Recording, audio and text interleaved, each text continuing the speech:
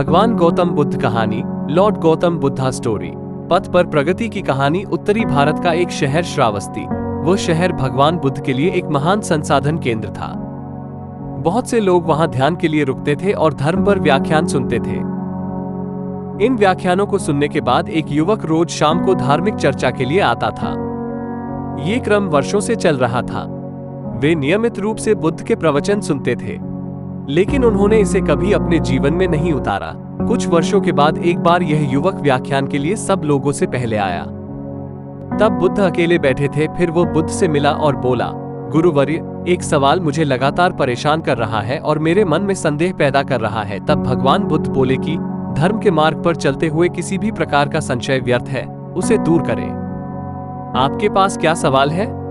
गुरुवर्य, मैं आपके व्याख्यान में कई वर्षों से आ रहा हूं। मैं देखता हूं कि हमारे आसपास अनेक साधु, भिक्षुणियां और बड़ी संख्या में सामान्य सांसारिक स्त्री पुरुष आते हैं। मैं उन्हें सालों से देख रहा हूं। कुछ साधक ने इस रास्ते पर बहुत प्रगति की है। मैं स्वयं देखता हूं कि उनमें से कुछ को निर्वाण की भी अनुभूति हुई होगी। गौतम बुद्धा स्टोरी। एक बार भगवान गौतम बुद्ध अपने शिष्यों के साथ किसी पर्वतीय स्थल पर ठहरे थे। शाम के समय वह अपने एक शिष्य के साथ भ्रमण के लिए निकले। दोनों प्रकृति के मोहक दृश्य का आनंद ले रहे थे। विशाल और मजबूत चट्टान को देख शिष्य के भीतर उत्सुकता जगी। उसने पूछा, इन चट्टानों में तो किसी का शासन नहीं होगा, क्योंकि ये अटल, अविचल और कठोर हैं। शिष्य की बात सुनकर बुद्ध बोले कि नहीं, इन शक्तिशाली चट्टानों पर भी किसी का शासन है। लोहे के प्रहार से इन चट्टानों के भी टुकड़े टुकड़े हो जाते हैं। इस पर शिष्य बोला, तब तो लोहा सर्वशक्तिशाली हुआ।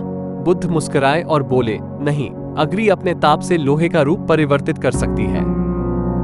उन्हें धैर्यपूर्वक सुन रहा शिष्य बोला, इसका मतलब अग्नि सबसे शक्तिवान है। बुद्ध ने फिर उसी भाव से उत्तर दिया, नहीं, जल अग्नि की उष्णता को शीतलता में परिवर्तित कर देता है तथा अग्नि को शांत कर देता है। शिष्य कुछ सोचने लग गया।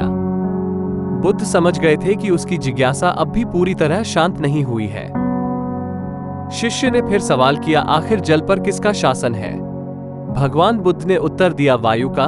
वायु का वेग जल की दिशा को बदल देता है। शिष्य कुछ कहता इससे पहले ही बुद्ध ने कहा कि अब तुम कहोगे पवन सबसे शक्तिशाली हुआ। नहीं, पवन सबसे शक्तिशाली नहीं है। नहीं, पवन सबसे शक्तिशाली नहीं है। सबसे शक्तिशाली है मनुष्य की संकल्प शक्ति, क्योंकि इसी से पृथ्वी, जल, वायु, अग्नि इत्यादि को नियंत्रित किया जा सकता है। जीवन में कोई भी महत्वपूर्ण कार्य संकल्प शक्ति के बगैर असंभव है, इसलिए अपने भीतर संकल्प शक्ति का विकास करो।